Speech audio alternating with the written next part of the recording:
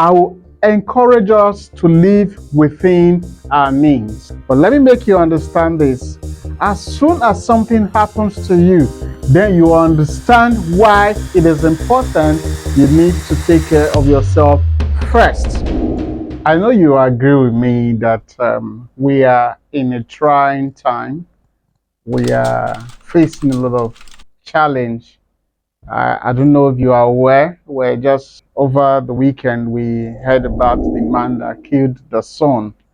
Because according to the man, the son ate the last meal in the house alone, and so he had to kill the son. Though the man was caught, the man confessed. It gives us an idea of how hard things are today. The hardship across various facets of our life. Everybody is feeling the pain, irrespective of your level in the society. You're going to attest to the fact that things are not the way they used to be. We talked about the prices of commodities in the market, foodstuff in the market. Talked about price of fuel, custom duty. All these are challenges that each and every one of us face. But it is important, like I made us understand, that this is the best time for us to adjust and take into cognizance situation around us and plan within the limit of what we have. So today we'll be looking at personal finance and wealth creation. You see, the best way to push this across is for us to reflect on the book by Classen, which is Richest Man in Babylon. Have you read that book? You need to go back and read that book. It's going to open your mind to a lot of possibilities and it's going to help you in such a trying time. We're going to list some things you and I need to take into cognizance, you and I need to put into practice as we navigate this trying period. First, I will encourage us to live within our means.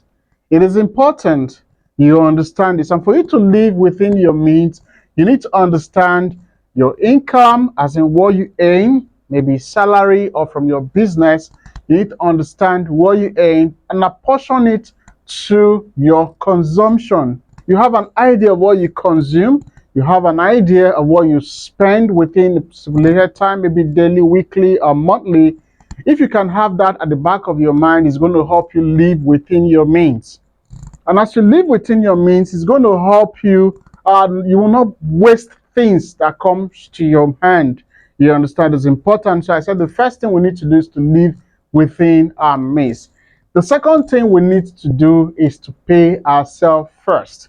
You know, most of us are in the rush, most of us are in the flow of things, and so we forget to take care of ourselves. But let me make you understand this. As soon as something happens to you, then you understand why it is important you need to take care of yourself first. You don't need to be extravagant in taking care of yourself. Let me give you an example. I remember I shared a story of somebody that earns about 100,000 naira as a salary, and out of the 100,000, he was giving 30,000 to a friend, the girlfriend. And when they had a little misunderstanding, the girl was like, just giving me 30,000. The girl doesn't understand that this man works for 30, 31 days in a month and is giving this lady 30% of what he earns. So it gives us an idea that those people most times you want to give everything to, you want to sacrifice, they will not understand, they will not appreciate if anything happens to you. So you must learn to do what?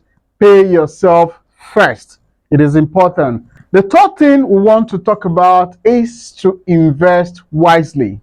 You see, if you can have an idea of what you earn, have an idea of what you spend, the issue of investment comes in. You'll be able to set aside a particular amount of money for you to invest. You see, the cycle does not just end in knowing what you earn and consuming everything. You must learn to invest. I've not talked about savings. I'm talking about investment. You must invest wisely in things that you know have reoccurring what income that can help sustain you. The next thing we want to talk about is what? Having multiple stream of income. That is very, very important in such a trying time. A single source of income cannot sustain you in this trying time. You can diversify and do other things. Investing wisely and having multiple stream of income are not the same thing. You can invest wisely in different streams so that you will not be left stranded if there's a challenge with a particular stream of income. The next thing we need to do is to protect our investment. Protect your investment, protect your wealth. We have stories of different people losing their investment. I wouldn't want to mention name. One of them is one of the best sports person that you and I can imagine. He invested so much money through somebody or an investment company and virtually lost most of his life savings. It is important when you invest, you should protect your investment. Protecting your investment has to do with getting adequate knowledge about that investment, being on ground to monitor that investment. You might not be on ground, but just you need to monitor that investment and ensure that what you're being told is what is happening without investment. Remember I said, set all the necessary apparatus in place to monitor that investment and flow with a stream of things. Getting adequate knowledge about the investment, monitor the investment, and everything you need to do to protect the investment. Get the right people in place to run that investment or rather that business for you. It is also very, very important. Just let's digress a little. I remember a friend of mine that was sharing experience. He set up a firm, and before he knew what was happening, the firm was almost going bankrupt. So later I discovered that the guy he brought from his place, his relation to manage the business, has diverted most of his fund. While he's still living in a rental apartment, the young man that was managing his business has already built a duplex. So you see, you must learn to have adequate knowledge and protect your investment. The next thing we need to talk about is you need to seek knowledge. Continuously seek knowledge. Continuously do what? Upgrade yourself. Continuously educate yourself. As the times are changing, demands are changing, technology is changing. You need to be aware and abreast with what is happening. And you can only do that if you seek continuous improvement educationally, in all facets of your life. Seek continuous improvement. It's going to help you stay afloat. It's going to help you build your personal finance, and it's going to help you create wealth. The next thing we want to talk about is avoid risky ventures. You know, most of us are so gullible and we are being taken advantage of by the fraudsters. Don't go into risky investment. Somebody comes and tells you, okay, bring 10,000, I will multiply it to 1 million. You just want to rush in. Now, the source who is bringing that information or whoever it is not the issue. You must be analytical. You must appraise each venture you want to go in before you go into them. Don't just rush in, because if you rush in, you're going to rush out. You're going to injure yourself. So don't go into risky ventures. Another thing we need to talk about is simple. Be disciplined. It is important you're disciplined. We talked about knowing your income, talked about your consumption, talked about your investment. If you are not disciplined enough, it's going to affect you managing your income or managing your wealth.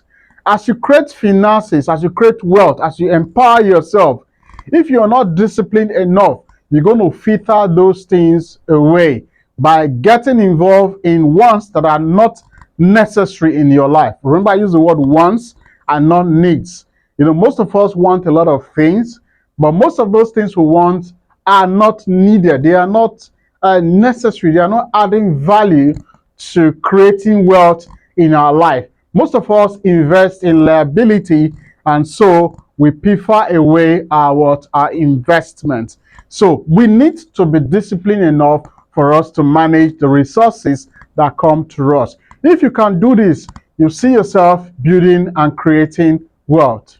I want to add this: for you to create wealth, manage your personal finance. You must learn to give generously. We don't want to quote, but let me just go digress a bit.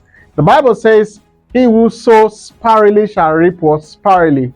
You understand? That does not mean you waste away your funds. Look at things you can give, things you can share with people out there.